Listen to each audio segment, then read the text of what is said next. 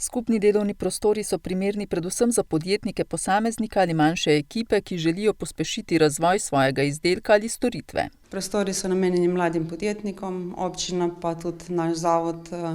nekako nadaljujemo tradicijo oziroma želim izpostaviti tradicijo, da vzpostavljamo neko podporno okolje za razvoj podjetništva, tako da načeloma je namenjeno mladim podjetnikom in tisti, ki si nekako želijo to postati. V Brežicah zlasti v zadnjem letu opažajo precejšen interes po tovrstnih prostorih. Kar nekaj podjetnikov se je obrnilo na nas, ker so iskali prostore tudi v času covida, ker so delali doma, pa doma je bila cela družina, pa je bil iz tega problem potem tudi mirno delo, tako da ravno takrat bi bili te prostori še bolj primerni, ampak tudi zdaj je povpraševanje, deluje pa sicer po sistemu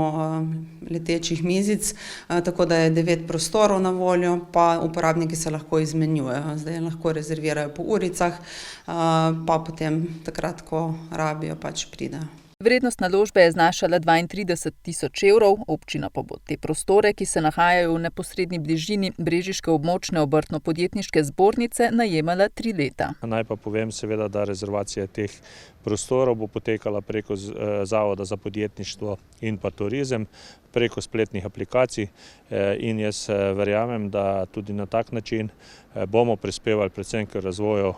mlajših, novih podjetnikov in pa seveda tudi tistih, ki nekako poslujejo po teh spletnih orodjih. Molan ob tem še poudari, da so v Brežicah v zadnjih nekaj letih veliko naredili na razvoju podjetništva, predvsem na občinskih prostorskih in podrobnih prostorskih načrtih, ki jih redno sprejemajo, ter s tem omogočili investicije v industrijskih conah Brezina, Dobova in Slovenska vas.